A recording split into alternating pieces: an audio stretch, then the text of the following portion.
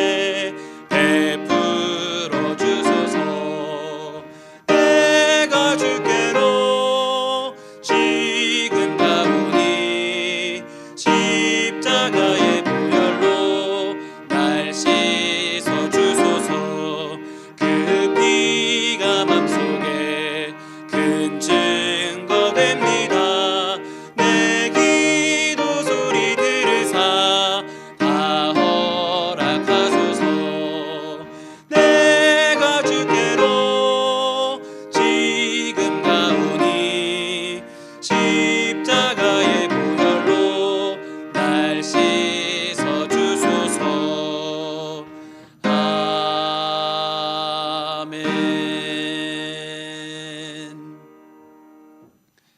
260장 힘차게 박수하면서 찬송하겠습니다. 260장입니다.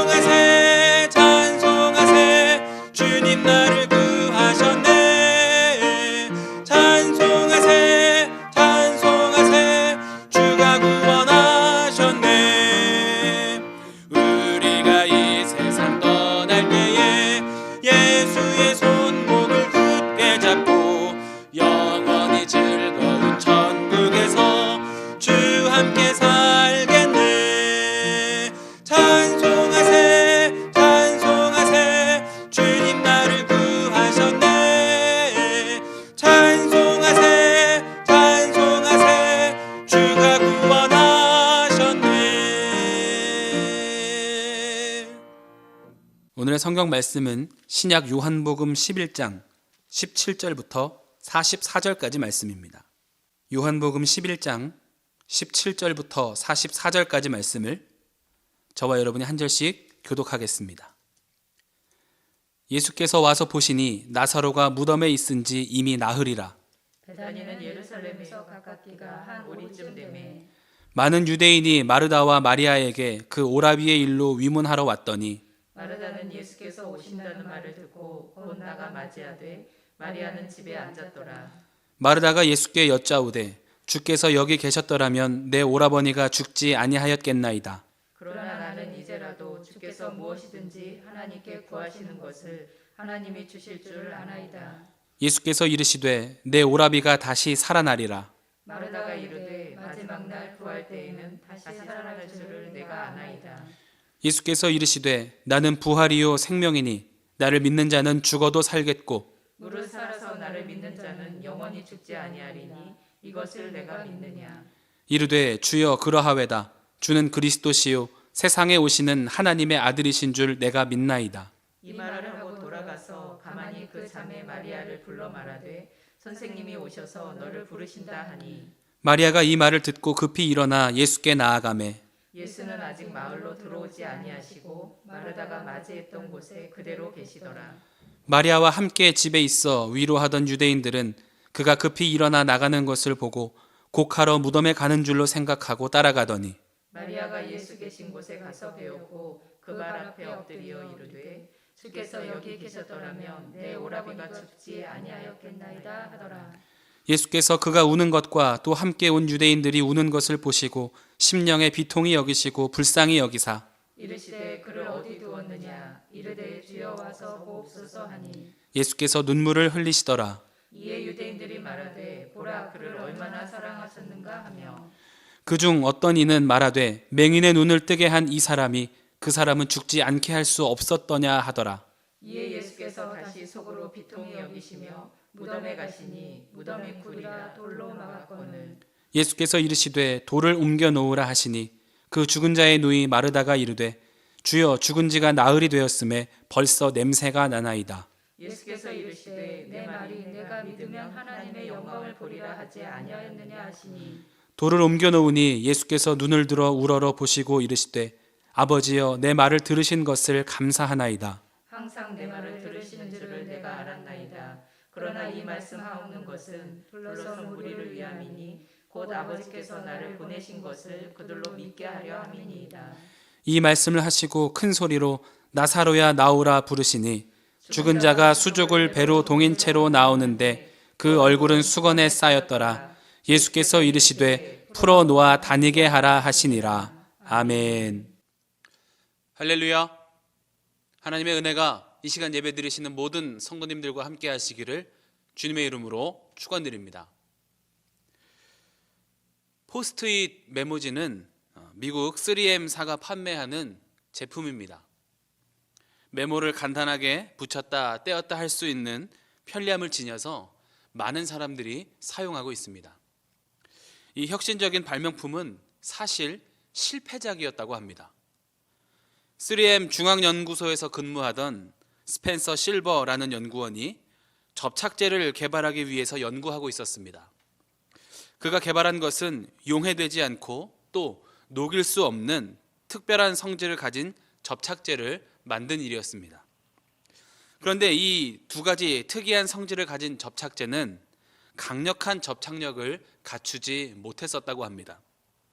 그래서 그가 세미나에서 발표했을 때 아무도 그 접착제를 주목하지 않았고 실패한 프로젝트로 끝나버렸습니다. 그 후 몇 년이 지났습니다. 3M사의 다른 부서에서 일하는 프라이라는 사람은 주일에 교회 성가대로 열심히 헌신하는 사람이었습니다. 그가 예배 때 부를 찬송가 사이에 쉽게 찾을 수 있도록 종이를 끼워놨습니다.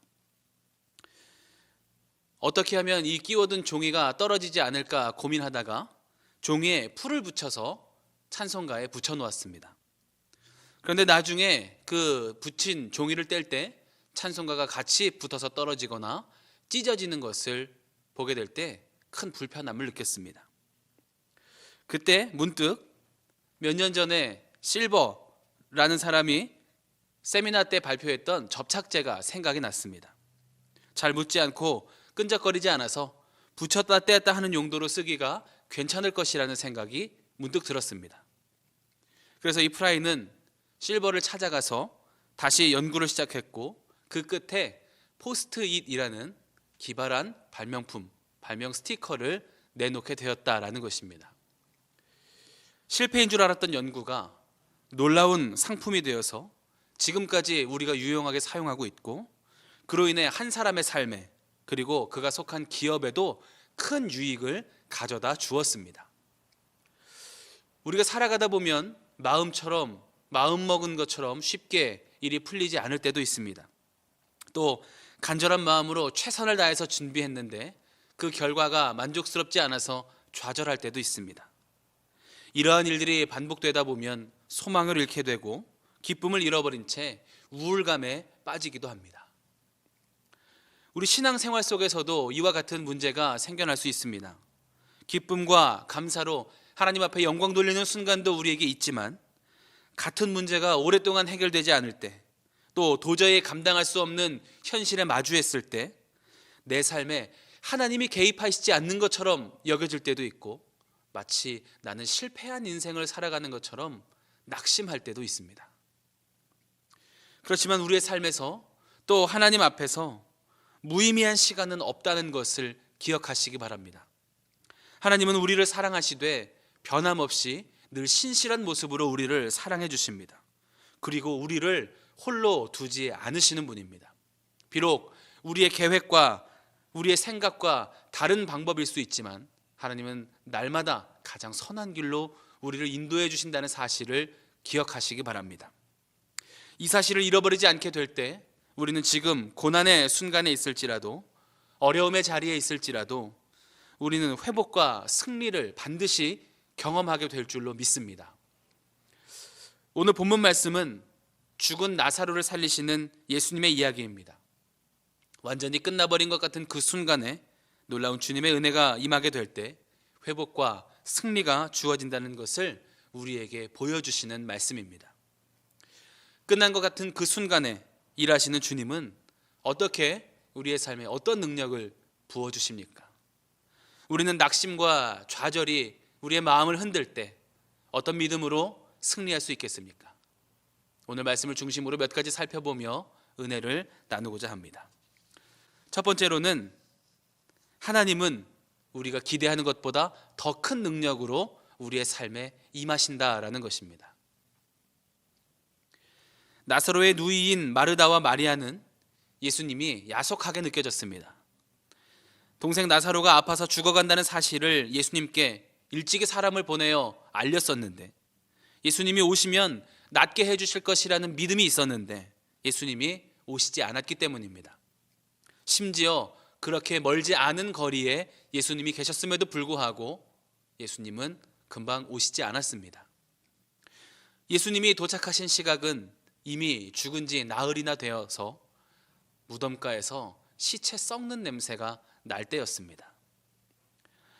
여기까지만 보았을 때 예수님의 이러한 모습이 잘 이해되지 않는 것은 우리도 마찬가지입니다.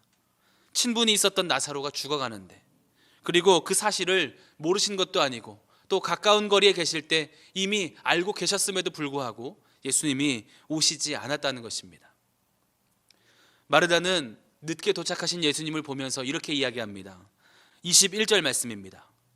마르다가 예수께 여쭈아오되 주께서 여기 계셨더라면 내 오라비가 죽지 아니하였겠나이다. 그리고 39절 말씀에는 이렇게 기록합니다. 주여 죽은 지가 나흘이 되었음에 벌써 냄새가 나나이다. 마르다가 예수님께 이러한 말을 한 이유는 무엇입니까? 나사로가 죽어서 이제 끝났다라고 느꼈기 때문입니다. 되돌릴 수 없는 상황, 이제는 더 이상 할 수 있는 것이 아무것도 없다고 느꼈기 때문입니다. 마르다에게 이러한 믿음은 있었습니다. 예수님이 오시면 나사로를 고쳐주실 것이라는 믿음입니다. 그런데 이런 믿음은 없었습니다. 예수님이 오시면 죽은 나사로를 다시 살려주실 것이라는 믿음은 없었다는 것입니다. 예수님은 우리의 생각 넘어서 더 큰 능력으로 우리의 삶에 개입하심을 보여주시려고 그분이 생명의 주인이심을 증거하시려고 예수님의 때를 기다리신 것입니다. 15절 말씀입니다. 내가 거기 있지 아니한 것을 너희를 위하여 기뻐하노니 이는 너희로 믿게 하려 함이라. 예수님은 섭섭함을 느끼는 마르다와는 다른 이유로 일부러 지체하셨다는 것을 말씀하십니다. 우리로 예수님이 생명의 주인임을 알게 하시려, 보여주시려, 믿게 하시려고 주님의 때를 기다리신 것입니다. 인간의 생각과 시선 안에서는 끝난 상황이지만 예수님의 계획 안에서는 다시 시작하시는 시점이 되는 것입니다. 인간의 한계점, 인간의 끝에서 하나님의 역사가 시작된다는 것을 기억하시기 바랍니다. 이스라엘 백성들이 홍해 앞에 섰을 때 그들은 이제 다 죽었다고 생각했습니다. 앞에는 큰 바다가 있고 뒤에는 애굽의 기마병들이 우리를 죽이겠다고 쫓아오고 있습니다. 우리는 무기도 없고 군사 훈련을 받은 적도 없습니다. 방법이 없다는 것입니다. 그래서 그들은 우리가 애굽에 무덤자리가 없어서 여기서 죽게 하려고 우리를 끌고 왔느냐라고 모세와 하나님을 원망하기 시작했습니다. 그런데 그 순간에 하나님이 일하셨습니다. 아무것도 손쓸 수 없는 그때 여호와의 손길이 그들을 도우시는 것을 보게 됐습니다. 홍해는 갈라졌고 그들은 하나님의 인도하심을 경험하며 바다를 걸어서 건너갔습니다. 홍해는 그들의 능력의 끝이었지만 하나님이 일하시는 시작점이 된 것입니다. 우리가 삶을 살아갈 때 나사로의 무덤 앞에 있는 돌처럼 또 이스라엘 백성들 앞에 막힌 막막한 홍해처럼 받아들이기 힘든 고난과 낙심의 순간이 있을 때가 있습니다. 그때 우리는 더욱더 하나님을 간절히 붙잡고 기도할 시간으로 여길 수 있는 지혜가 있기를 바랍니다. 우리가 할 수 없는 그때, 끝난 것 같은 그 순간에 하나님이 손을 잡아주시면 새로운 역사가 시작되는 줄로 믿습니다. 우리의 생각보다 크신 능력으로 우리의 삶에 동행하시는 하나님의 역사를 경험하는 저와 여러분의 삶이 되기를 주님의 이름으로 축원합니다. 두 번째로는 순종할 때 역사가 일어납니다. 예수님이 낙심 가운데 있는 마르다와 마리아에게 말씀하셨습니다. 23절 말씀입니다. 예수께서 이르시되 내 오라비가 다시 살아나리라. 예수님이 분명히 살아날 것을 말씀하셨는데 그들은 믿지 않았습니다. 그때 다시 한번 예수님이 말씀하십니다. 돌을 옮겨 놓으라.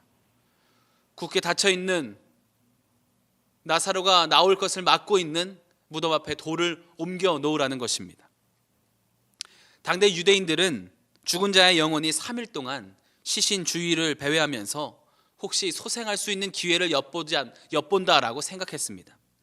그래서 무덤에 시신을 매장하더라도 유족들이 3일 동안 무덤을 방문해서 고인 곁을 지켰습니다.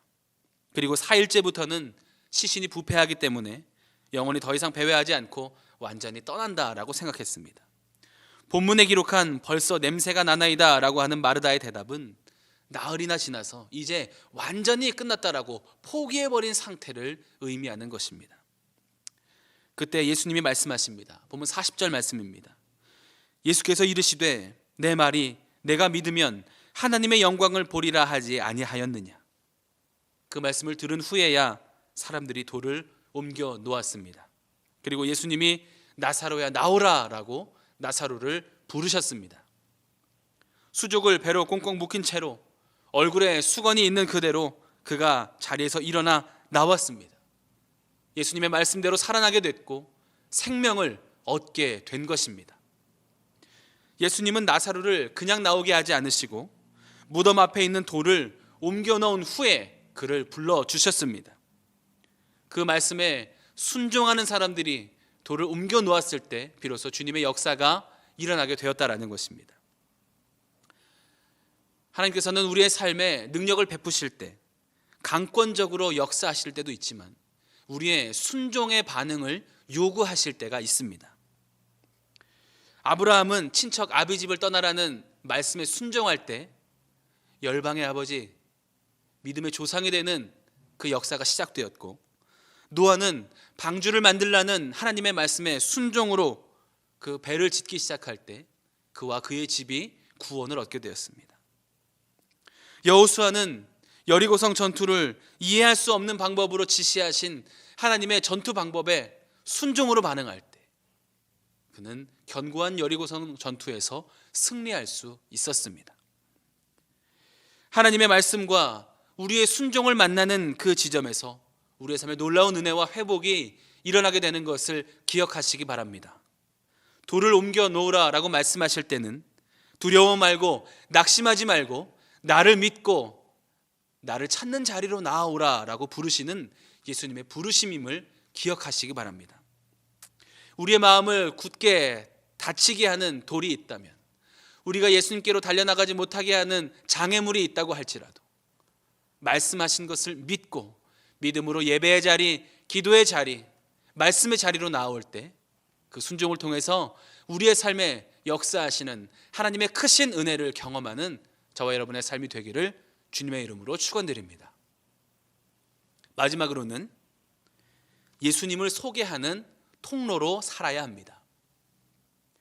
다시 살아난 나사로는 많은 사람들에게 예수님의 능력을 증거하는 사람이 되었습니다.